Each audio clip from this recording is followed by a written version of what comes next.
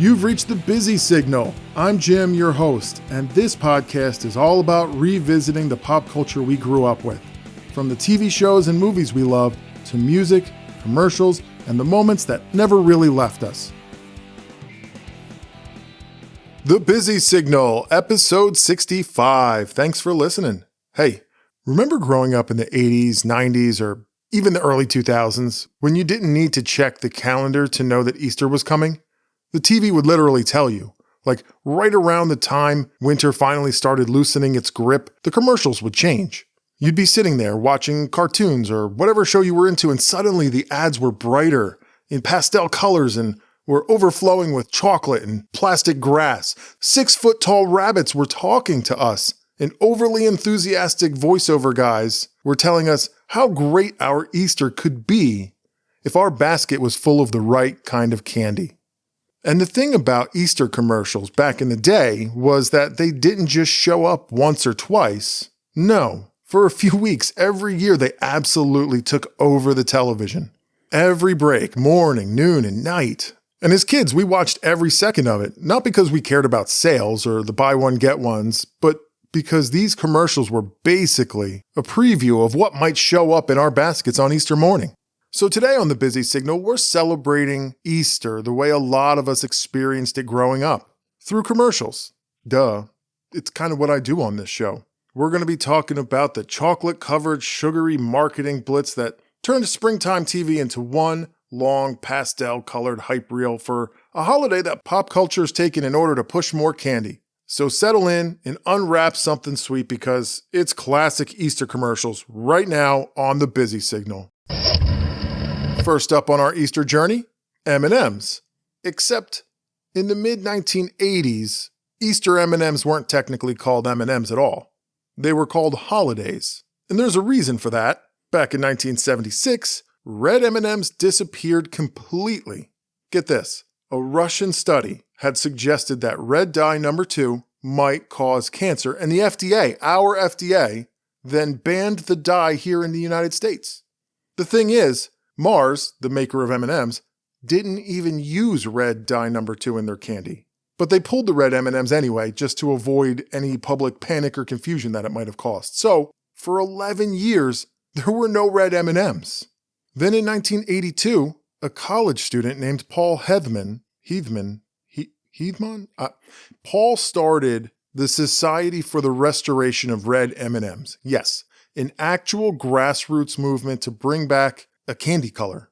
And after more than a decade of demand and some media coverage from the Restoration of Red M&Ms Society, Mars finally tested the return of red M&Ms in small markets in 1985 and 86. But they didn't call them M&Ms. Instead, they quietly sold them in seasonal bags under a new name, Holidays, just for Christmas, like green and red ones only. And look, most people could tell that these were M&Ms. I mean, same candy, same shell, just a weird name, really. Some people, like myself included, because I was like 7 years old, saw that they were M&M-like candies. So I did get confused a little bit. I was just like, are these like a competitor, like a lesser than M&M? They're just called Holidays. There's no M's on them, but they were clearly M&Ms. So I was a little confused at 7 years old, but that is what was going on. M&M's was testing these things. I mean, you can go back on Instagram at Busy Signalcast and you'll probably find a Christmas commercial that I shared for Holidays. But I didn't know at the time that red M&Ms had not existed in my life up until that point. I just didn't realize it. But they didn't, and the testing worked. Red M&Ms were brought back in 1987. They were officially returned worldwide. So take that, Russia. And Mars then expanded the holidays bags from Christmas to other seasonal holidays, including Easter, when the candy showed up in pastel colors. What you doing, Bunny? Painting the perfect egg. Painting eggs? At my house, Mom brings holidays chocolates. Want one? Colors as pretty as my eggs. Holidays chocolates. Delicious milk chocolate in pastel-colored shells. May I suggest something? I'm all ears. Give holidays. There's nothing like holidays for your holidays from the makers of M&M's chocolate candies. Oh, and another thing. They don't break. Today, of course, they're just called M&Ms. Like they probably should have been the whole time. But, that Russian study, turns out it might have actually been flawed the whole time. Weren't we in the Cold War during this time? Like, did Russia want all of the red M&Ms to themselves? Had we learned nothing from Rocky IV? Next up is an absolute MVP of the Easter basket. Reese's Peanut Butter Eggs. And if it sounds like I'm really excited, it's because I am. They are my favorite, 100% favorite, not even just seasonal candy. They're just my favorite candy, like peanut butter eggs. They're the best. And I know they've been around since the 60s, but for anyone who was getting an Easter basket in the late 80s and early 90s, you probably remember the commercial that I'm going to play in a minute. It opens up inside of a house, and all the evidence points to major Easter prep from the night before. The kitchen table is covered with like little egg coloring kits and half-finished eggs, and clearly this is the Easter Bunny's house. He's just getting back in the door, clearly exhausted from making all of his deliveries that night, and on the radio, well, why don't you just listen? Special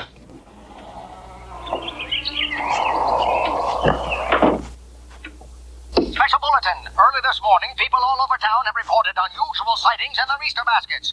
Peanut butter Easter eggs. Anyone who knows Easter knows Reese's Peanut Butter Eggs are Easter's best.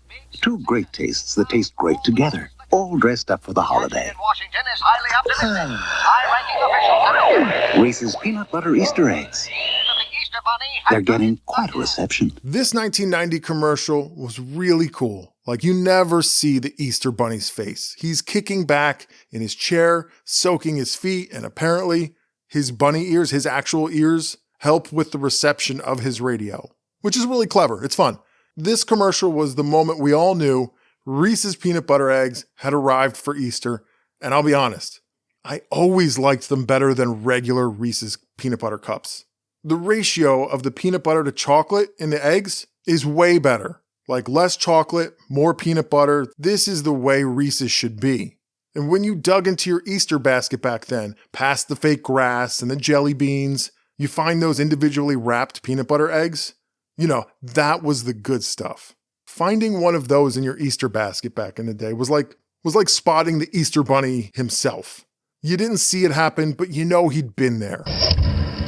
So far, it's all been about the candy, but let's not forget the eggs, right? For a lot of us, decorating Easter eggs meant sitting around the kitchen table, opening a little cardboard box and activating the little tiny colored tablets inside. And they were made by a company named PAS, and they still are. P-A-A-S. I don't know how else one would pronounce that. PAS, right? They've actually been around for more than a century. They were invented in Newark, New Jersey by a drugstore owner, William Tanley? William.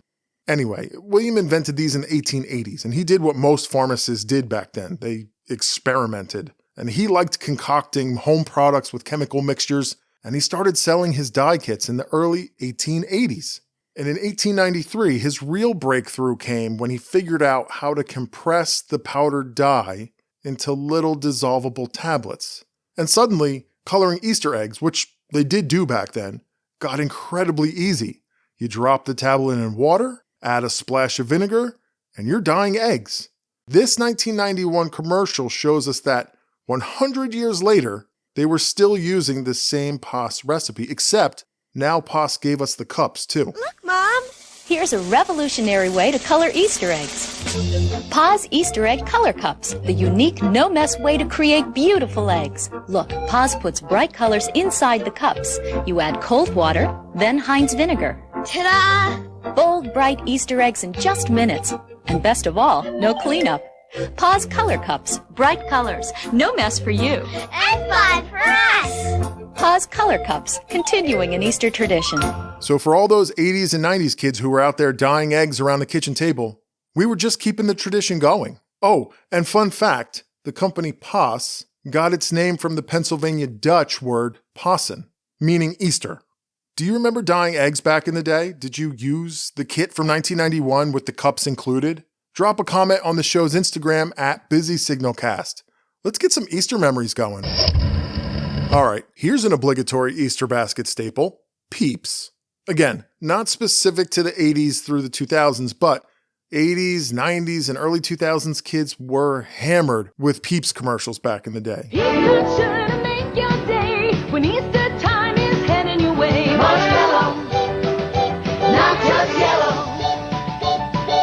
It's just not Easter without those cream Peeps are interesting because people go crazy for them. People like to use them as decorations. Some people, I'm not one of them, but I do actually know people like this, enjoy eating Peeps stale, not fresh.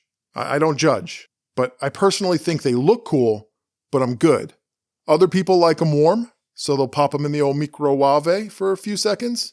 Keep them in too long, and that's a whole nother experiment. Not gonna lie, I've done this on several occasions. It's fun to watch, not fun to clean though. Back in the mid-1900s, they were produced by hand, and they took 27 hours to pipe a batch of Peeps. And today, apparently the same batch takes about 6 minutes. More than 1.5 billion Peeps are produced each year. And Peeps have become an Easter candy icon. They're not going anywhere. They're getting crazier. Check out the flavors of Peeps. Just go look, it's nuts.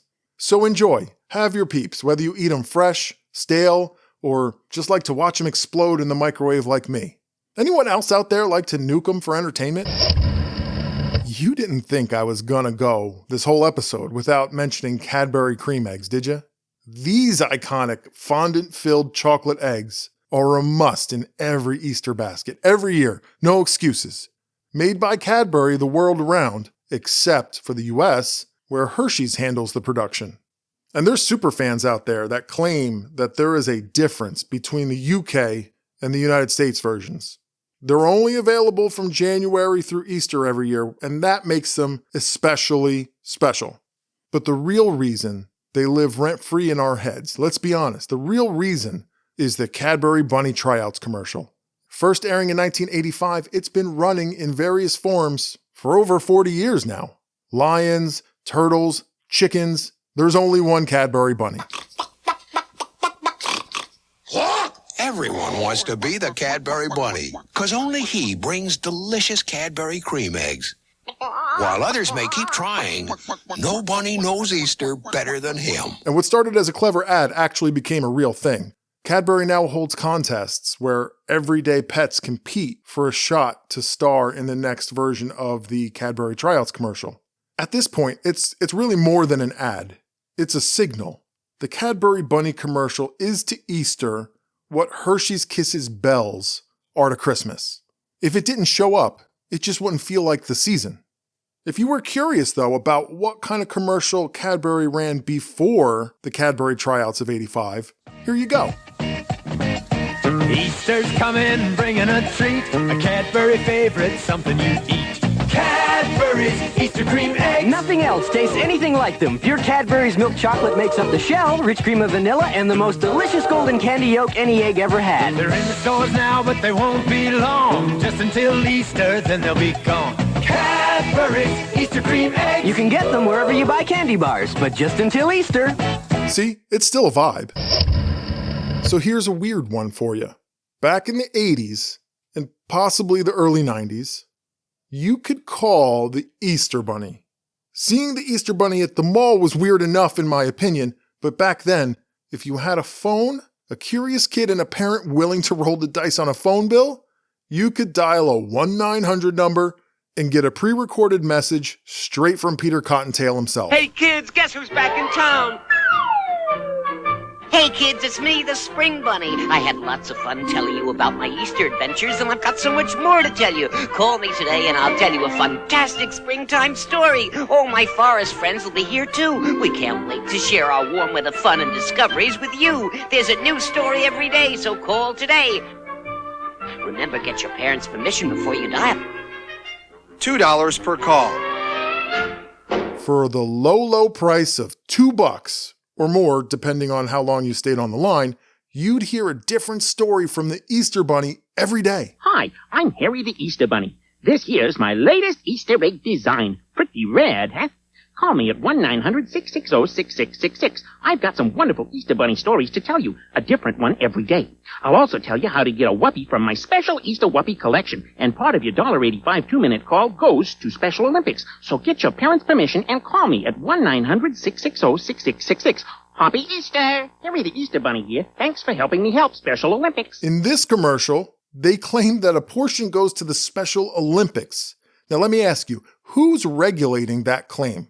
Well, eventually, the Federal Trade Commission stepped in to regulate a wave of complaints in the late 80s about misleading charges and kid-targeted marketing that were red flags to parents. I'm not saying that this particular commercial was fraud, but there were fraud complaints about other commercials. So whether or not those particular Special Olympics donations were legit or exaggerated or just sounded nice, that's anyone's guess. Anyway, guys, there was a time, a bizarre window of time, where kids could literally pick up the family phone, dial a premium number, and listen to some random person spin Easter stories for cash. No apps, no streaming, just wild times, and a phone bill your parents definitely noticed later. But really, why did the Easter Bunny have a spot at the mall like Santa? Why would a kid want to sit on a 6-foot-tall Easter Bunny? Were you supposed to ask it for specific candy in your basket? I mean, at least you could bend Santa's ear for actual gifts. Did you sit on the Easter Bunny's lap and get your picture taken back in the day in the mall? What was that like? Did you get extra candy in your basket? If you did, drop a comment on the show's Instagram at BusySignalCast. I have so many questions. The Easter Bunny as a mall figure freaks me out a little bit. Always did, even as a kid. And just like that, we've reached the end of another episode packed with sugary, chocolate-covered memories. It's funny, really, how the smallest things can take you right back to where you were years ago and make you feel exactly the same way. This was a fun episode to put together, and if you had as much fun as I did, don't let the fun stop here. You can find the show on Instagram. Give us a follow at BusySignalCast. Every week we run a theme, separate from the podcast content. All classic commercials plus more to hit you right in the nostalgia.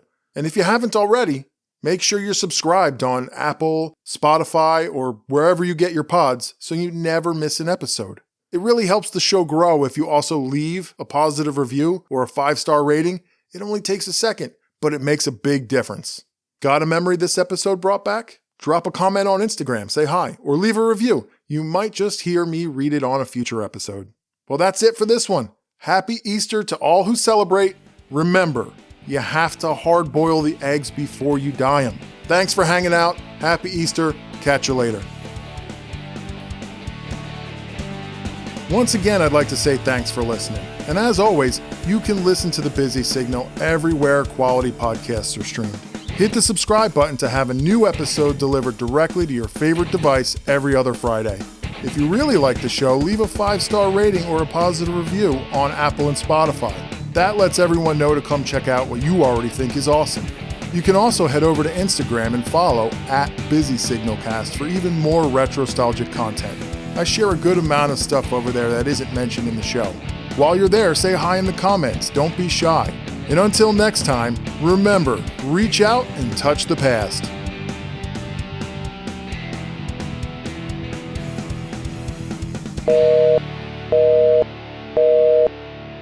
So get your parents' permission and call me at 1-900...